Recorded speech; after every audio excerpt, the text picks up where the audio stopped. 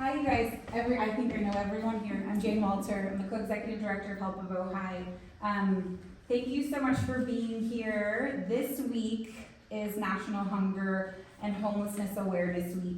And typically Help will use this week to kind of share information about what we do, needs of the population here, changes, etc. And I thought on a whim, on a Friday afternoon, how cool it would be to have a conversation among service providers within our community. So I actually texted Allie and Andra real quick and said, hey, would you guys want to do this? And so that was about 2 weeks ago. So thank you for those who said yes. And Alex, thank you so much for being here. I feel, and I think you guys also probably feel the same way, homelessness has been a really big topic in Ojai this last year, whether it was about the opening of Mesa or the challenges and changes with the encampment in Ojai Tent Town. So we've seen a lot of this conversation happening, and I think that it brings up an even more important opportunity for those who are doing service work here to meet and discuss, and for the community to also see them and hear from them. So thank you guys for being here. So Allie with Ojai Valley Family Shelter, Alicia with Help of Ojai, and Alex with Ojai Unified. All of our organizations collectively serve the Ojai Valley, so all of your experiences really represent the community that we often so frequently talk about. Our panelists are acutely aware of the urgency surrounding hunger and homelessness. You guys are often the first people who make contact with someone who is in need, and we are very grateful and thankful to have you in our community.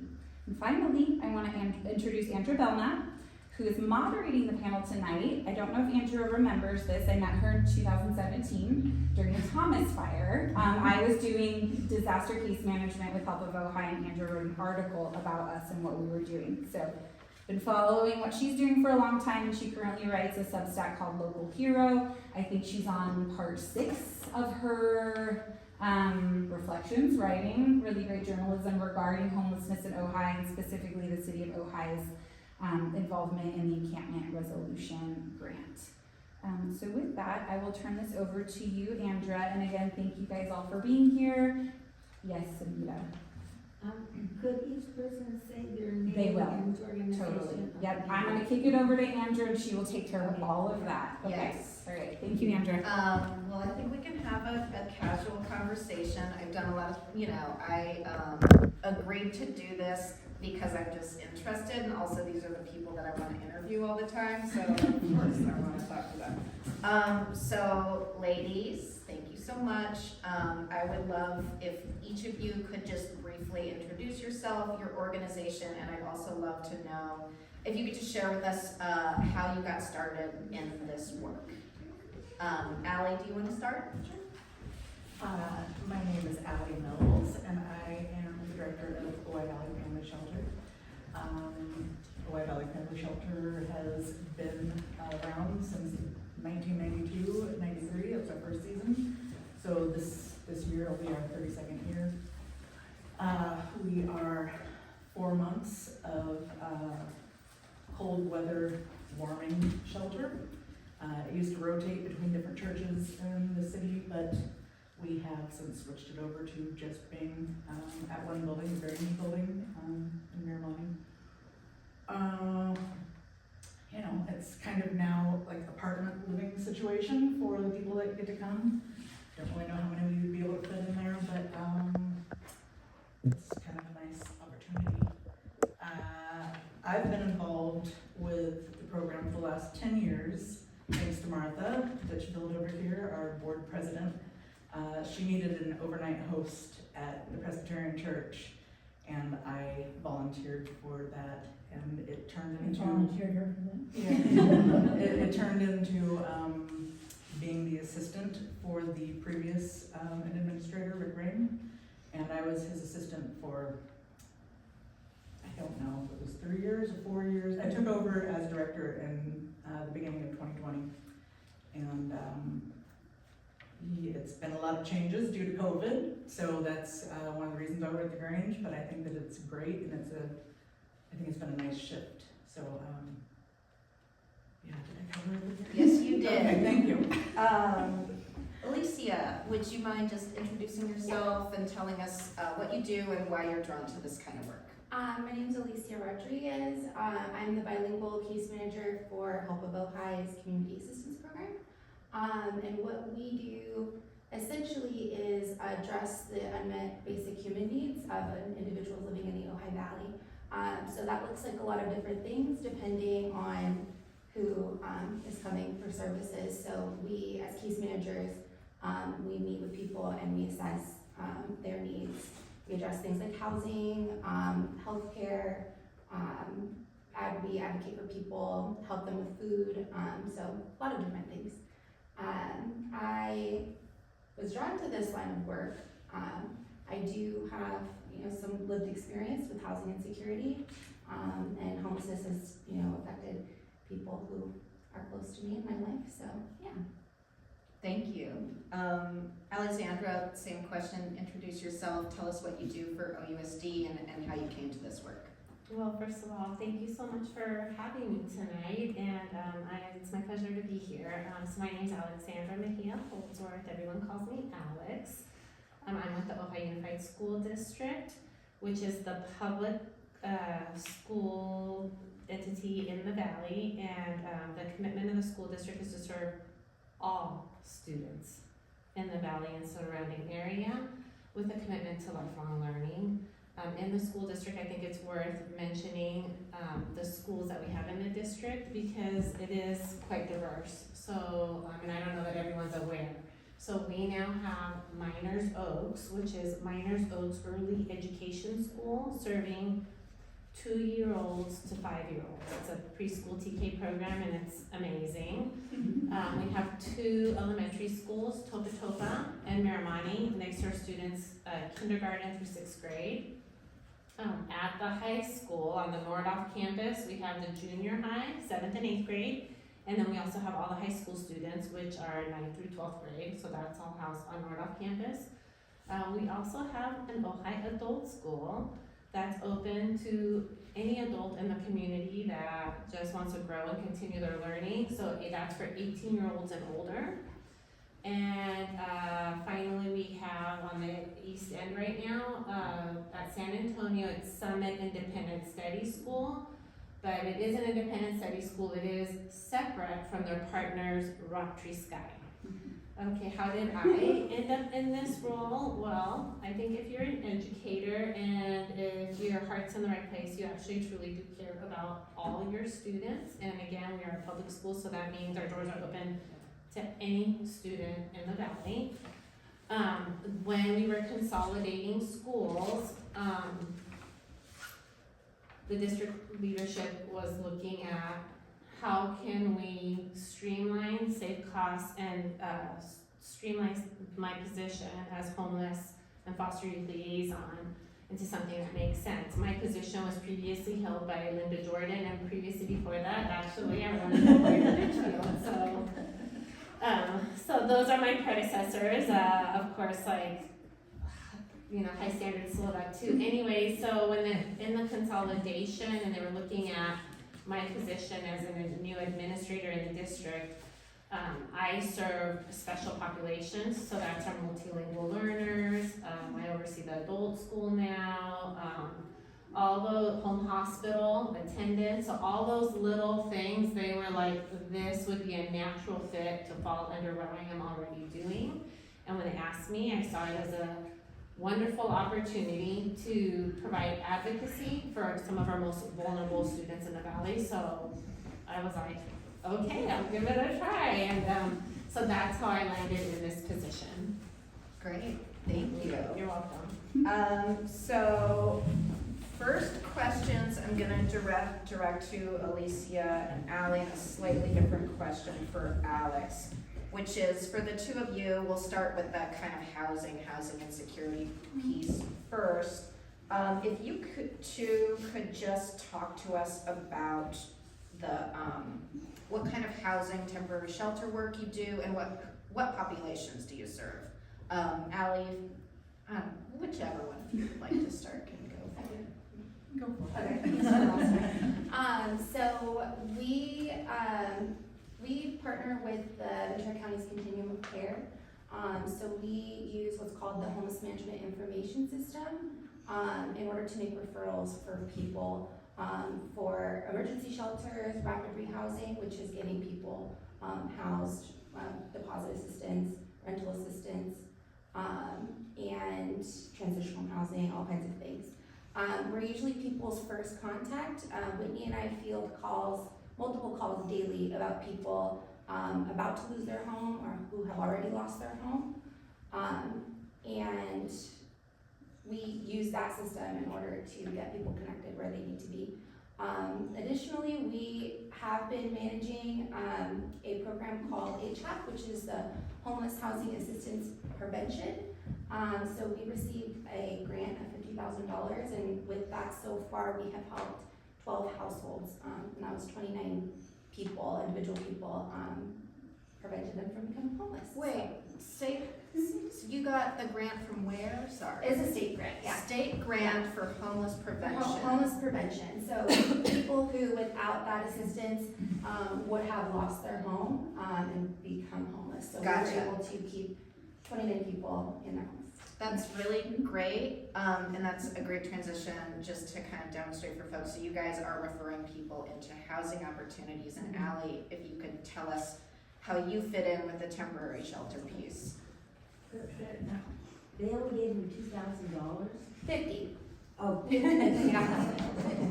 50. 50,000. 2,000 wouldn't get us far in Ohio.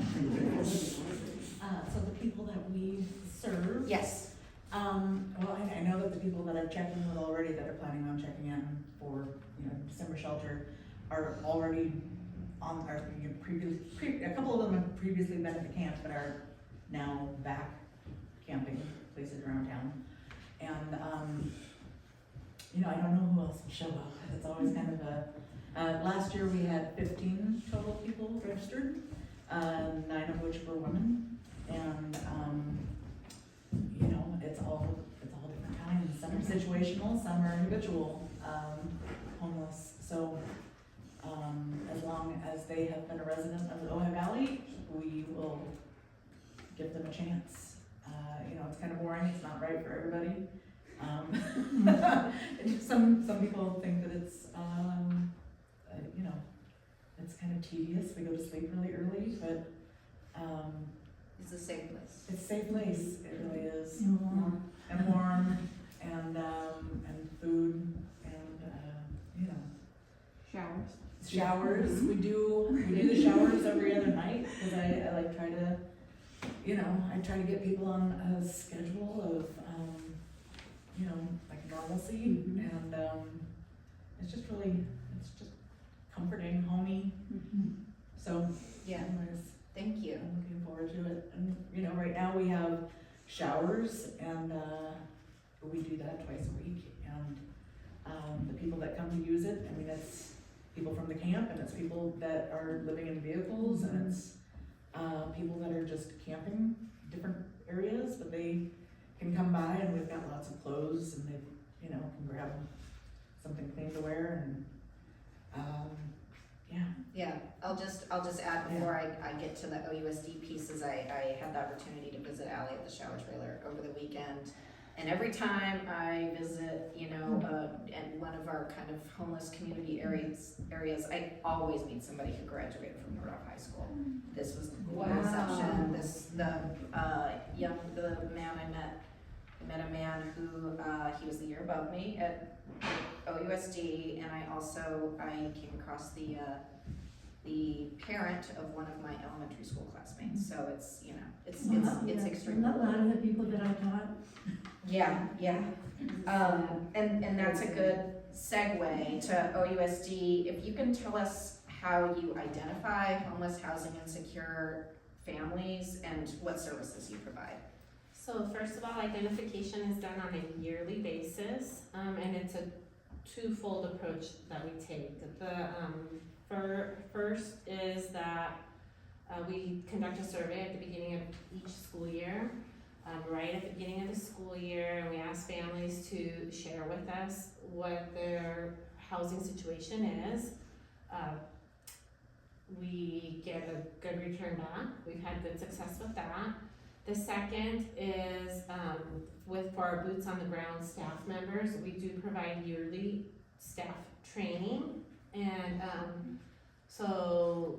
and the reason is because these are the the staff that's interacting with the students and families on a daily basis, so they can also identify and have those conversations, with families, and so that way we can meet the students' needs. So that's the two ways that students are identified. The services that we provide, we are required by the McKinney-Vento Homeless Assistance Act to provide services, education, and making sure that all students have access to their education. So what that means is when a student or a family is enrolling,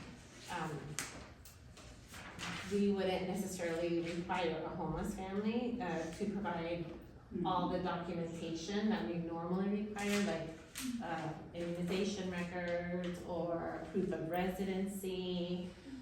Services can also include transportation, counseling, they can, as well as other services that we provide for the students. Access to free meals, academic support, and of course, connecting and services to our community partners. Let me just go right back to you, Alex. Can you share with us the number of homeless or housing insecure students we have this year in OUSD? So this year we've identified 53 students, which is about 2% of our 2,100 about students that we have in the school district. And I believe that's an increase, no? It is over last year. Last year we were at about 1%, the year before we were at 2%, the year before that we were at about 2%. So we vacillate between that 1 and 2%. So it's pretty stable. I'm not sure before that, because I wasn't the homeless, the foster youth It's liaison, pretty much but in that number, has it always? That's your recollection? yeah. Wow, Yeah. that's really interesting. Is that, there were times it was higher, because students who, if they're in unsafe housing, are living living doubled up, not by choice. Yeah. What do you mean by doubled up? Two families living together, because one can't afford to be there. It's not that the families chose to cohabitate, but one family needed help And that's a good way to understand housing insecurity. Yes. That's what housing insecurity is. So we just heard there's 50-some OUSD students who are housing insecure. I'd love to go back to Alicia and Allie. Are you two both involved in the annual homeless count that the Continuum of Care does? Can one of you tell us, maybe you can tell us what that is? I normally text them and say, oh, can I get some help, please? Yes, please, because I know that there's a website, and I know it's all very confusing. Yes. So I asked for the,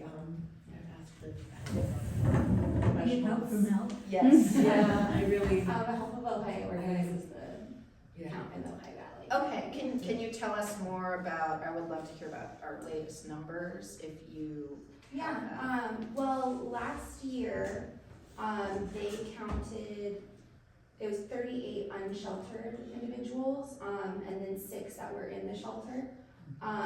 However, that's just who they saw at that point in time. And when we made a list of all the people that we know to be unhoused in Ojai, that list was well over 100 people. But it's, that's the numbers. So it's hard to get a good count. Yeah, well, the way that it works is we organize it, and through volunteers, they go out and then they basically take a census of people that they see and talk to and observe, living in their vehicles, living in encampments, living on the streets. So those are just all the people that they saw that day. I have a question. Does that count also include like people that live at Comfort or Yeah. and at the lake and Denison Park? and Yeah, stuff? they split into groups It's and then valley. they go all areas of So the it's Ojai just not Valley. the city of Ojai? No. Yeah, that's right, it's the whole valley. It's the whole valley, Mhm. okay, thank you. So I would love, I mean, do we have any kind of an idea of the homeless population of the valley? We think it's around 100? Yeah. Okay. But how about people who are sharing homes, Right. like that kind of situation? That's hard to see, is That, yeah, that wouldn't be reflected in the point in time count. No, account for the school district. Yeah. Oh, is that where, this is only for the school district?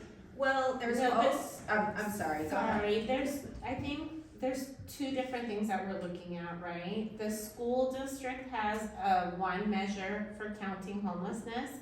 And the reason that we can count those students that are experiencing that housing insecurity is because we have access and we work directly with those families. And so we can ask for that information as part of the enrollment. And actually, for this, again, it's a yearly identification process. And so if myself and my colleagues are doing a good job, a big portion of our job is what we call parent and family engagement and having relationships with our families so that we can have these conversations, right? Whether it's regarding homelessness or attendance issues or other issues that a family may be experiencing that isn't maybe general public knowledge, correct? Which back to why it came under my umbrella was because I was already working with a lot of these special populations. That's separate, I think, from the work that our community partners are doing, right? Because they might not have access to every single family and their situation and what's happening, right? So then you guys count. And you also only have a point in time. Yeah, Yes. it's, Which is a it's, big- it's only the people that are physically seen by, at that moment, that day, yeah. Andrew, can I offer just like a tiny tidbit Please about do, the point in yeah. time count? So I think it's important we talk about it, we call it the PIT, whatever, the point in time count. It's a tool that's used nationally, right? And so that's how service providers everywhere survey on that same day and that same, like region with the same survey that we all do on our phone to get an idea of what we're looking at. And so we've always known in Ojai, that number does not necessarily reflect the total number, right? Because again, you're on the street, like you're out seeing people. It's important to work, like Ali mentioned, we talk to the shelter folks and then our team, because then we know who has been counted and who hasn't, and we know who's in an RV and who we need to approach. But we know that there's a large percentage, as Alicia mentioned, of her and Whitney just doing like, who do we know, right? And then there's obviously a lot of people that we don't know who are homeless. And so the point in time, we always take it kind of like with a grain of salt, knowing it is a really, really important tool, and it's what impacts a ton of funding for homeless services in the state of California, but it almost always underrepresents our community. So it's really important, and I don't want to say it's not and it's not accurate, etc., but it is just this one day, half a day that we survey. So it changes. Last year's count did show that 40% of the people that were counted were over the age of 65, which I do feel like that number is accurate, even with there are over 100 people, the majority. You feel like that it's accurate Yeah. that we have a larger proportion of homeless seniors? I think that was a good reflection of those numbers. We do, the majority of people in Ojai that are unhoused are seniors, so. Can you, just since you brought that up, can you comment about, is that a long-term trend? What do you feel is driving that, if you can talk about that? There are a lot of seniors just living in Ojai. I think like per capita in the county, there's more seniors living here, that are living on Social Security. And Social Security is maybe $1,200 a month, for most people. And with that, we're getting a lot of people who have been in rentals for, 30 years. And then they call us saying they're selling the property, where do I go? Yeah. Well, with $1,200, where are you gonna rent in Ojai? And this is the only place that they've known. They love it here, and then that's how we get seniors on the street. And they don't wanna leave. Mhm. They don't wanna leave. Yeah. Even if there's like housing elsewhere, they Mhm. will refuse that housing and stay here and try to make it work. Try to find something. It's heartbreaking. There's also people who are on social security that have a lot less than 1,200 a month. Yeah, Yeah. there are, yeah, that's just like a ballpark. So, A lot of people have a lot more too, but. Yeah. So Ally, you mentioned that at the shelter, you have a larger number of women. Do you also see a larger number of seniors? Yeah, Okay. it's normally, yeah. Yes. And I invite that. I mean, that's like, you know, I would rather, people that have, I mean, it's, you know, it's cold. I would rather, I mean, to keep it a nice, constant, balmy, you know. Yeah. I'm gonna transition to food insecurity, so let's see, how do we wanna do this? I think Alicia, I'll start with you since you all run the food pantry. So if you can kind of talk to us about how you perceive the issue of food insecurity in Ojai, how severe it is, and also if you can talk about the services that you offer, the resources you offer. Yeah, well, we do run the community food pantry, that's twice a week. And food insecurity is definitely growing in Ohio, we're seeing our numbers growing every day. Some days we're serving up to 150 households just in the 2 hours that we're open. And it's a really great low barrier way of people coming to offset the cost of living right now. So if they can get some groceries from us, then that's less money that they're spending at Bonds, at Western, you know how expensive those stores are. And that they can use on other things like their rent or their utility bills. And so the food pantry is awesome. We get donations from the Sunday Farmers Market. We get donations from Bonds, from Sprouts. We go pick up at Food Share, Starbucks, Ojai Unified as well donates to us. Cocoa Farms, and then several little restaurants. Opinion, I think is a spread. We also offer monthly food boxes to residents of the Ojai Valley, and with that we do partner with DoorDash, which is very cool. And we can have those, I know, and it's free, you know, we'll deliver your box to you, so people who work or who don't have transportation are able to still access that food. And then we actually do have a lot of our clients utilizing our congregate lunch program. Congregate lunch. Yes, that's part of our senior nutrition Gotcha. program, not my program, but there are some overlap with people using different services within Help of Ojai. And so that's been really great for our unhoused folks who are seniors. They can go and they can have lunch there. And Ally, there is a food component of the services at the family shelter as well. Can you tell us about that? Yeah, so right now we've got the showers, twice a week. So one day, snacks are provided by the Presbyterian Church. There's a couple from the Presbyterian Church that, you know, we have like a tailgate party. And then on Saturdays, I have found that meal train is really responsive in the community. People like to volunteer, and I'm so grateful for that. And people bring lunches. You know, we saw the lunches on Saturday. Ally offered me a lunch. It really is, you know, it's just a little bit of, well, I wanted you to kind of see. No, it's like, sweet. it really is, it's so awesome. People pack them with love, and it's nice.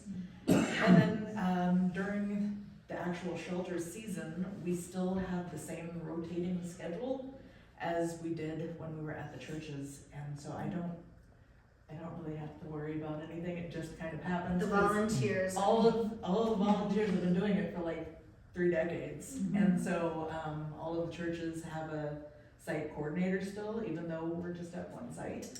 And the site coordinators get all the, I already know everybody that's volunteering all season right now, and it's the same people year after year after year, so it's like, it's really nice. I can tell you Thursday night dinners for most of the season. Yeah, it's really nice, and now that COVID's, you know, over, it's nice to have volunteers coming back to serve and, you know, be with the guests, and we all kind of sit down and have a group dinner, and, there's actually a few nights that are open, so I'm going to put up a meal train at some point, and, you know, it's really nice. It's nice. What is the meal train? A meal train it's just a website that, people use, I mean, I've seen it in different settings, like if, you know, somebody's sick, you can set up a meal train for them and ask your friends and family to help this person and, you know, have meals delivered. You know, you just kind of set up what you need, and that's what we've done for lunches, and that's what we will do for dinners, and hope for the best, and if that fails, then I'll order pizza. Alex, I'd love to hear from you about how you perceive the issue of food insecurity amongst your OUSD population, and also the free and reduced lunch program. So, well, since COVID, we actually don't have a free and reduced lunch program anymore. All students, no questions asked, have access to free meals. That includes breakfast, lunch, and supper. Amazing. Breakfast, lunch, and dinner? Yes, so, yeah, so, That's amazing. That must be a state law change. it's actually, it is, and I actually think it's a federal. Huh, I have no idea, that's amazing. Yeah, so, For the entire school district, any student is entitled to that? any student, no questions asked. So honestly, we do have kind of, it might be a false sense of the happiest place on earth next to Disneyland, but, yeah, the school district provides that space for students to come, have that routine, and not have to worry about that. Wow, Yeah. and so I'm out of the loop, so it used to be, Since COVID, so before Yeah. COVID, they did have a free and reduced meal program, that is no longer. So we have different ways of identifying, student and family needs. I work closely with the business office, and besides these two amazing organizations and the Ventura County Office of Education, done a lot of work also with which I feel they deserve a mention, the Ojai Family Fund nonprofit, which was started, previously by our previous superintendent. We did a lot of work to kind of streamline that and, fine tune how they can help serve the school district, and kind of be on their own, a separate entity from the Ojai Unified School District. And, they help support us, but they're helping us support us with activities like our outdoor education Catalina field trip, prom, grad night, services that the district cannot fund, that families traditionally have had to fund. So between the partnership, for example, like Help of Ojai, who already provide services like dresses and things like that for prom, then the Ojai Family Fund can just strictly raise money, for example, to then help our students that are eligible to pay for that prom ticket and provide the transportation, which we as a school district cannot do that. So, but as far as food goes, yeah, no, I think we've got that covered now, which is amazing. and can you tell us about OUSD donating food to Help of Ojai, so that's from the gardens? Not necessarily, we have to plan, you know, the business or the nutrition services department plans for the meals based on the trends that they see of students that are getting meals each day. We really are trying to serve fresh, wholesome, good food, and, but because it is fresh and wholesome, it is perishable. And so fortunately, first of all, let me just say how pleased I am about our relationship with the Help of Ojai especially, and I'm just so happy to just be fostering and continuing to build a relationship with Alicia and Whitney. So instead of throwing the food into the trash, we just set it aside in a box, first of all, for students that may want, more food, and then after it's not picked up, then they pick it up from the school At the sites. end of the school day, every Friday, our pantry manager, Nicolette, does, and then collects everything else so that it's not thrown away And then it ends up distributed. at the food pantry. Yeah. Yeah. That's awesome. Yeah, so it's pretty amazing. Okay, so I have two other questions. Let's see. I would love to understand how each of you get the resources and funding that you need to do your work, and we have different types of organizations here. So maybe just start with Ally and tell us how you're funded. Yeah, well, it's all donation based, just because, all of the churches have always, so whenever it was just rotating through the churches, each church was handled by each church. There was only, one night that we spent any money really, and it was renting the Grange. Wow. And so, really renting the Grange, I think it works. So I look at it as it's a place for people to leave their stuff. They don't have to drag it around from place to place, which, I'm previously homeless, and, I understand. It's rough carrying all of your possessions with you, so, having a place to leave them all day long where it's locked up, it's really like, a relief, I think. And, so we just ask for help from the community. We ask for help from the churches, and it's provided.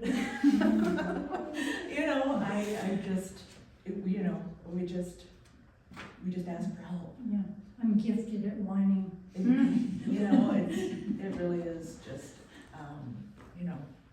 we're trying to help, and people, I think, see it, so,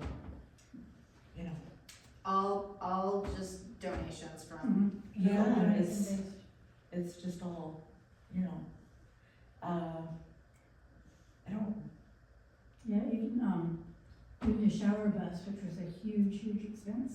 We got bits of grants from the city gave us like 5,000, and Sesame Creek gave us 5,000, different, nice. but I don't think that it was ever, it was nothing, all the rest was donation. yeah, just donations. What's the total budget? That's a good question. I'm not really sure what the total budget is. I know, we pay for the rent for the 4 months. About 40,000? I'm not really I'm sure. not sure. I'm sorry. I don't have money. We missed our last meeting because of, I think it was because of the fire, there were issues. But, we are supposed to pay for the gas and electricity, but the Grange people have not given us that paperwork yet from last year, so, it'll all work out though, it's fine. Thank you. Thank you. Alicia, tell us how your program, specifically like the housing and the food stuff is funded. Well, a third of our funding does come from, donations as well from the community. And then we do get some grants, federal and state grants, and those are probably about a quarter, and then the rest is funded through revenue, like our thrift store and stuff, so. The thrift store funds us as well. Oh, really? So that's always a nice way to give to Help of Ojai. You can go shop at second helpings, or donate something, yeah. And also the sales, right? Yeah, and the Saturday stuff, yeah. And OUSD obviously is publicly funded, but are there other ways? So we do not, we are publicly to receive state and federal funding, but we do not receive any additional funding for our special populations at this time because we have not qualified, and I don't know if anyone's followed the school district, but that is the forever ongoing saga of that. We're always right at the cusp of qualifying, but we don't Can you quite say go over more the about threshold. that? What does it mean to qualify? So to qualify for additional funding, you must meet a demographic threshold. I think it's like 55% of your student demographic population has to meet the criteria of being low income, for example. And we're like always at like 40 7%. or 50%, it seems like we're just always just a little bit short. So, because of that, we rely heavily on our community partners, like the Help of Ojai, the Ojai Family Shelter, I mentioned previously the Ojai Family Fund. There are some other amazing groups in town. I know for me personally, I tag team, there's an anonymous women's giving group that just reaches out, the group gets together, they donate money and they just ask me who really needs help right now, and they, Is this a local group? and they're anonymous. I had no idea. Yeah. Is that the women's club or? No, it's just a local, they're anonymous, I think so I know who they are, but they're anonymous, and we have a couple groups like that. I do know their names, but. You're not allowed to say, Martha. Anyways, our community and our nonprofit groups in the valley are very generous and have been very supportive of the school district, and they continue to be so. So, again, just have to shout out to these guys and, those groups that I mentioned, Ojai Rotary, the Lions Club, specifically the Ojai Family Fund. They're having a turkey trot on Thanksgiving morning. Please come out, sign up, and run the race. All the money they make is specifically comes back to the district for our students. So, I don't know if I'm gonna donate, I donate to these organizations, or the ones that I just mentioned, but yeah. So final question for you all, and then we can answer questions from folks in the audience if you all have stuff you want to learn more about. So for you three, tell us how the community can support your work in the winter season. Why don't you take it away, Ally? I mean, I don't know. Yeah, I mean, we're going to have the meal train. I've already actually added kind of the dates, but, Your wish list. yeah, I have an overnight host. I have an Amazon wish list, so we've kind of changed. We used to have overnight hosts that were linked to the churches, but now we kind of just pay a couple of people to do it, because I mean, I wanna have somebody that's responsible in closing the front door and making sure that everything runs smoothly, and it's just nice to have a person that's trained and knows what to expect. So we've just got a couple of people that do it, and it seems to be working out. I mean, COVID kind of made it difficult to find hosts, so really just, the couple of people that we have and they're also previously homeless, so I mean, when you have been there and done that, you kind of show up for other people that are in the same boat. So, Sounds like you need people to sign up for the meal train. yeah, meal train, we've got a couple of different things on our Amazon wish list that I'm going to put out on our Facebook page at some point. Can you speak what some of those are? I mean, it's like on the wish list, simple things like coffee. We go through a lot of morning coffee. We don't really do decaf anymore. People don't drink coffee in the evening. I don't know why. I used to go through a lot of decaf, and now it's like none. It's simple things, but it's just comfort things. Hot chocolate. People like to have hot chocolate in the evenings. We try to warm people up because they're coming in off the streets. 5:30 is when we open. It's changed. I mean, it's getting dark earlier, so it used to be 6 o'clock, now we're doing 5:30. Get them warm with something to drink. Yeah. Alicia, how can folks support your work? Well, Help of Ojai literally couldn't function without the support from their community. So through either contributions or volunteering, there's a lot of stuff going on during the holidays. This weekend, actually, on Saturday, we're distributing 260 Thanksgiving food boxes. So if anybody has a couple hours on Saturday and wants to meet us here and help us distribute, we are always looking for that. Also, we have our homeless lunch program. So we always need people just to make lunches or make sandwiches and drop them off here to us. And I feel like there's something else, but I'm drawing a blank. Point in time. Point in time, that's January 22nd. It's coming up, so if It's on anyone wants to January help. 22nd, so we do really need volunteers for that too. For us at the school district, I two big asks. The first one is to my partners that, it would be really wonderful to continue the relationship, and I actually would like to grow that, because when I have information from both and all our community organizations, and I can connect families directly back to those services, right? So, and also that includes, for example, like sharing information, like point in time is coming, and I have access in my role to the entire school district community. So that means I can message and push out information to all of our families in the school district. The families of the 2,160 something students that we have, including also our adults that are in the adult school. My second big ask to the community at large would be to, which I already kind of said, is to support our community partners, because it comes full circle, and when you're supporting our community partners who directly give back to our families and students, that's actually helping the school district. So it truly is a community, right, where we're all interwoven and interconnected in ways that sometimes people may not see or understand because it happens behind the scenes. Well, thanks to you all. Do folks in the audience have questions? Anything you're curious about, want to learn more about? Well, what kind of things fall through the cracks? You know, are there certain bureaucratic requirements or monetary requirements or lack of volunteers or the way that things are structured? What falls through the cracks?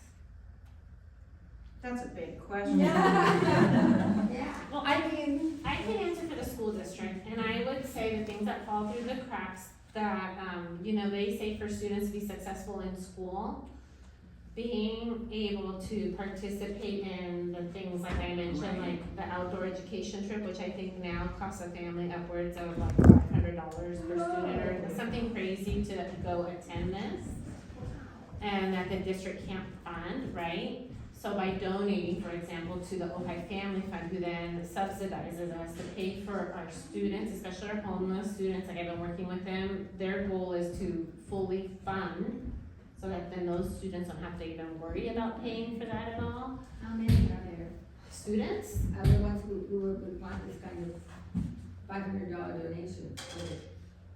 to get it funded, I'd have to look in our system how many, it's a 6th grade trip, so that would be 6th graders that are going to Catalina, right? But then we also have students that go to prom, like since we've been partnering with the Ojai Family Fund and the Help of Ojai, the high school reported, Bronwyn Cole-Michaels, who's the activities director, said that their attendance of students going to prom increased because then they can afford it. I mean, it's a simple economics thing, and if we can get students more engaged with these things that maybe seem like they're extras, but really it's the things for some of our students that gives them a reason to be there, right? And it might be that one connection with a teacher, with another fellow student that could literally save their life. So when we're connecting, so you asked about the gaps, when we are able to meet that gap, we're literally saving lives. So that's kind of what I would say, and then,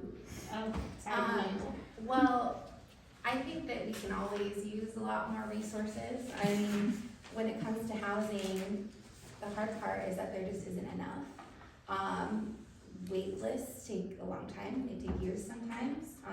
There's a huge burden of paperwork and documentation. I mean, but that's what case managers are for. We're here to try and make that as easy and smooth as possible, but yeah, we need more housing. Any other questions from the audience? Yes, Shanti. I'm wondering how the campus consolidation affected your food program for the campuses. Like, I heard that maybe some kitchens were shut down because of some campuses closing. Did it affect your school lunches at all? No, because remember how I had mentioned all students and questions asked get food, so. But the preparation and stuff? No, it didn't affect us at all. If anything, it helped us because, the district can now reinvest. They are reinvesting actually in the kitchens. I believe at Miramani, they were putting in, I don't know how much, hundreds of thousands of dollars to revamp that kitchen, to fully serve the students that are at that school. So, no, I think that it was a really, really hard thing that we all had to go through. It was actually horrible. But coming out on the other side of it, I can say that we are in a much, much better place. Again, as I stepped into this role, one of my biggest goals was to reconnect with our nonprofits, which we're doing. And I'd love to connect more. Like I meet with the help of Ojai. I meet with like help of Ojai. I see Whitney like almost every day, or we talk weekly now. So, but that's a kind of relationship, right? And that reciprocal sharing of information that we need in our community instead of our families. This is good, because I want more kids with their parents to come and feel safe coming to the shelter, because it used to kind of be like a different kind of environment, and I've made a lot of changes. So, I mean, it's not how it used to be. It's a lot more, calm and structured. So Yes. we welcome the families, please. It is, but thank you for asking. Yes, it's actually been a positive for us. Awesome. Let me get Jane's question. Oh, it's quick. Yes. Allie, remind me or us the requirements with the TB test So we require and all that. we require a current Right. TB, October 1st or more recent, because that's passed, so we're good. Okay. Or a chest X-ray that says no signs of tuberculosis. And that's and a lot of people. It's something about if there's families that come up from or different people that have been inoculated or something, Yes, they will yeah. have to get the chest X-ray, and Okay. we'll accept that from everybody. So, and the hospital is very helpful. Okay, with that. good. Okay. They've been very helpful the last few years. So They people try could to get be- it, they could get it now and be good, or does Yeah. it have to be with a certain amount of time? October 1st was the That's was just- beginning, okay, so okay, that's okay. we're clear now. So we can help by making sure Yeah. our clients have had that. And Clinicus, Okay. Clinicus is Yep. very good. I mean, there's definitely people that are already telling me that they've, done Okay. the Clinicus route, and, it just takes 72 hours, but, Okay. and you have to go back and get it read, which is kind of more difficult, Right. so. Does it cost something? Mm-hmm. If you have We Medi-Cal, it should be covered. And we've, You know, and it's we've just- covered it for people. Some people have to do it at the hospital, and so it can be kind of nuanced, and it's good. It's good for us to know too, because we Yeah. sometimes have medical funding, which the school district knows about too, and so like if a family or an individual has like a random medical bill, There's We also can One help. Stop. right? One true. Stop down in Yeah. Ventura is every Thursday? Mhm. Thursday? Tuesday, I don't know, it's, Is it? I don't. but it's good to know too, because like transportation to it, etc. Like Yeah. we can help get people on the. Final Get them audience question, Yeah, yes. it's multiple one. We have 3 schools that I think are mostly, or certainly partially shut down, as far as I know. Is that right? We've got the one in Miners Oaks, there's plenty No. of vacant Miners Oaks. classes Sorry, there. so remember I started with saying Miners Oaks is Miners Oaks Early Education School, and it's thriving, and it's But amazing. there's a lot, what I'm saying is the physical body of the school, there's a lot of vacant classes, is my understanding. No, there's not. All the classrooms are taken up, Not all the classrooms are taken up, but the majority of the classrooms are taken up. okay, and then aren't there several other schools that have closed down in Ojai? No. We have, I believe, Summit School, which closed years ago. They were having Rock Tree Sky, the Summit Independent, and Rock Tree Sky was operating out of there. They're now at San Antonio, So what's with the Summit, is that vacant? so Summit is vacant. Okay, and how about, there's part of Miners Oaks Elementary, and then. So again, no. You said it's mostly full, but there's some that are not being used. What I'm trying to say is there's vacant space in a number of places that could be utilized for such things as, I mean, the Miners Oaks Elementary is a huge backyard. I know this is off the chart, but you could have tiny homes there, you could have a trailer park, place for homeless, I'm just giving ideas. I know, so but let me stop you because I think you're like, so just so that we're not duplicating resources, and I feel like I can update you on what is happening. So the properties that we have that are empty are Summit School, and right here downtown, the district office property. not the back part of it. The back part of it is being leased. Okay, Uh-huh. Miners Oak School, when I say we have vacant classrooms, like we have 2 open classrooms, the back field is actually, we're in a partnership with the high school. We actually have Future Farmers of America operating on our campus. We have animals, we're looking into putting a barn at the school. We're partnering with the Ventura County Public Library. They also are now, we have a public library for our students on our campus. So we are doing amazing things in the school district. Miners Oaks is not the campus where you're gonna find space. Summit, and then the downtown district property. Our school board currently, then you can reach out to them, Phil Monchurch. Phil Monchurch is his name, Philip Monchurch. He's on the school board. And I'm just mentioning him because he's taking the lead right now with this. But the school district is actively, right now, pursuing some of your ideas that you just mentioned for the downtown property. Okay. Okay, so I just, you know, like, I know that it's hard to get information, because it's not all public, and there's so many sources, but I just want us, you know, if you're really interested in that, I wanna get behind that, reach out to the school board and find out about what they're trying to do here at the downtown property, and they could probably fill you in on the summit also. I think that we're gonna have I to just cut have it to off. mention that we have tremendous resources here in our community. 100 people Sure. could be helping with tutoring, with recreation activities, and we could be using some of this open space, whatever there is, for some of those things, but we are not marshaling the tremendous talent we have in this community, and serve school district and other. I'll just add one thing, so the school board met on Wednesday, they discussed their workforce housing project, so I would encourage you to check out that meeting. And for you 3, I would love if there's anything that you didn't have the opportunity to discuss that you'd like to share, now's the time. Nothing else, I just wanted one more thing back to you, is to connect maybe also, like I mentioned, our other partners, the Ojai Rotary and some of those other organizations that are providing, like you said, there's so much talent out there, they are doing some amazing things like tutoring and things like that at the school district, so that, maybe you could also connect with them. Oh, Is Ian there has a time for one more question? I question. didn't know if you were closing. Sure, we can Okay. take a question. It's kind of like, it's kind of got a couple He hasn't parts to asked it. one Oh, yet. he's So- great, I love it, I love it, no problem. So it's kind of like, there's a couple like micro level things and a couple macro level questions. So for the family shelter, what are the 2 days a week that the showers are available for people? Wednesdays and Saturdays, 9 AM, Okay. but that's all going to end December 1st. Oh, okay. Yeah, so anybody would be welcome to come over and use the shower.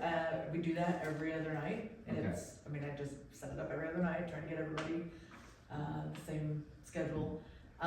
We would require them to do the same TV screening. Okay. They don't have to spend the night. We would try to help them out with food as long, I try to request, only a certain amount of meals, so if there's meals to feed them, I would definitely send it on the way. I take care of everybody inside first. But normally there's leftovers, and I end up dropping it off at the encampment if anything else. Awesome, thank you. Yeah. And then I had a question for Alexandra. Yes.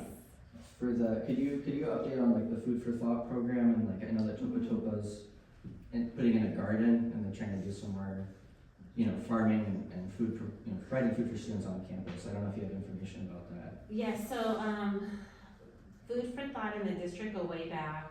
It's a partnership, I don't know, it's been there for, I don't even know how many, for a long time, a very long time. I would say, Martha, do you remember when that started? I'm like thinking back 10 years, and Food for Thought was already there, and then I'm thinking back 20 years, and I I'd say think, about 20 years. yes, so what they're doing at Topa is actually like revamping and actually making that a focal point at the center of their campus, because it's something that the district really cares about. I can tell you it is happening at Miners Oaks, at Miramonte, at the high school as well. They have gardens, Nate Yeager is the director in charge of that, and there's other amazing community, Hillary Pilcher, I can name a few other people that are involved with that, and then of course our families that volunteer and help, but that continues to be well, I don't think it's just important for us here in the Ojai Valley. I think it's natural because we live in a somewhat agricultural community. Mm-hmm. But I think in general, right, I almost like hear this trend of having good, organic, farm to table food, and that's kind of what the Food for Thought does helps us anyways at our schools. Awesome, thank you. And then I had one last part, sorry. I just like, for me, you know, the numbers of over 100, house people in the community year after year after year, and 2%, 1% of the school district population year after year after year. I want to know, like, if there's any policy things that are on your guys' radar that as, just people who are, part of the voting body could be going to the Ventura County Board of Supervisors for, the majority of the Ojai Valley, which is represented by the City of Ojai, as well as the City of Ojai Council. What are some things, some policies that you'd like to see the community, putting pressure points on or introducing to try to get those numbers to go away, More low-cost housing? Yeah. I think, Ian, I'm gonna jump in, and I told Andra we probably would never talk about this, but I think that's the question. So I'm sure collectively, like, we've all seen what's going on with the ERF grant that the city applied for, and I think while I'm here with friends, there was a really important component of that grant application, which is that those units are for permanent supportive housing. Mm-hmm. And for us in our work, in terms of population we support, PSH is like what we need so much more of, right? Like, we need low barrier housing opportunities for people who are literally homeless, to move indoors and begin their recovery and rehabilitation. And it's like, prior to this conversation, even with the City of Ojai a year ago or more than a year ago, if we had clients who qualified for PSH, they were moving to Oxnard, they were moving to Simi Valley, or they were maybe if they were lucky, there was a unit they were matched with in Ventura. And so we are so fortunate when that opportunity comes up, but as Ali just mentioned, as well as Alicia, people don't want to leave. And so we see this just like ongoing crisis and not getting better because we don't have the resources or access to housing. So it's like, not only do we need the housing here, but we really need the PSH units. We need permanent supportive housing, and it doesn't mean that we're building a whole complex and every single unit is PSH, right? It could mean a landlord agreeing to accept Section 8 and it being a Section 8 PSH unit or whatever, right? And I think part of that is that there's just this huge resistance to what that is collectively, right? Like, we don't want people who are recovering from drug addiction or alcoholics or whatever, kind of moving in here. And so it's almost this like PR campaign of what is PSH and how does it work and what is the success in that. And I know, or I used to know, maybe it's changed, that the Cabrillo unit that's being built where the Gaslight used to be, that will have a certain number that are dedicated to PSH, which is huge. It's really important. But what we have in Ojai is and especially at Help of Ojai, we have this holding pattern where we have these like very vulnerable clients and homeless population who are just waiting. And until our region either agrees or doesn't agree on housing, then that changes the conversations we have, right? Like, that conversation with a client turns into like, you will never find housing here, versus this might happen in 2 to 3 years kind of thing. And a big part of that, I think, that the community has expressed their concern about what's being referred to as the cabin village. And it's not that every PSH unit needs to be for people who are leaving an encampment, et cetera, but I do think, we as a community need to be more informed about what all of this is. So when we are talking to city council members or our supervisors, they know. I mean, I think for us, we do feel a lot of support with the county because that's who manages homeless services, right? And so we do have, I think, a really strong relationship with them. But really, it's almost, to me, in a lot of ways, not even a policy issue, because there are laws in place, there is policy, and the community is shooting it down. And so that's the piece, I think, where we need to do a lot more work, is you know, well, if we don't want this housing, what do we want to happen with a homeless encampment? Or what do we want to happen with our friends who are living in RVs on the side of, you know, Creek Road or, you know. And that's why I said Yes. Forum Road. But we need the housing, right? Like, we need it to be built and we need it to happen. I just think that it's, Mhm. I wish that it would be the spot. I know that Yeah. there's money out there to clear derelict orchards. Yeah. It could be funded, it, you know, it could be a spot for safe sleep. Maybe It could be. maybe it's on Help of Ojai's 2028 strategic plan alley is I mean, but sure, these I'm conversations putting have it out to the universe. Yeah. No, but it definitely, it's important, right? Because Yeah. all of these housing programs, but it's, you know, it does require so much, like, people need to be invested. Yeah. And it's not just, you know, we could fundraise, let's say we've fundraised the millions to do it, right? It's like, who's that going to upset by doing this? And what are the concerns and complaints gonna be? And who has the fight in them, right? And it's hard because I think for all of us, it's exhausting. And it's hard, and you have to really rely on your community allies to kind of do that work for you. So again, that's my really long answer to your appreciate question, it. but Thank you. Do you wanna do you wanna offer like closing? yeah, oh, sure, Thoughts? Andra. No, I really do, I guess selfishly, as I mentioned, this was something I so badly wanted to do, and while when he was standing here and she was like, we have to do this more often, right? Like, it's just so nice, because to Alex's point, I think we could build these relationships, and I think as we move, evolve, whatever we want to talk about this next term being for all of us, I think the reliance on our community is going to be even greater and higher of need. And I think as much as, you know, there's some of us who do this professionally, it's like we all are in this together. And I think, while this was a really small group, I'm just grateful you guys came, and I'm so grateful you guys participated. So thank you so much, and thank you, Andra, for doing this. And I hope if you guys have any questions about our work, any of these orgs work, this is your opportunity, you know, get our info and let's continue the conversation. So thank you, Andra. Thank you, Alan. Thank you.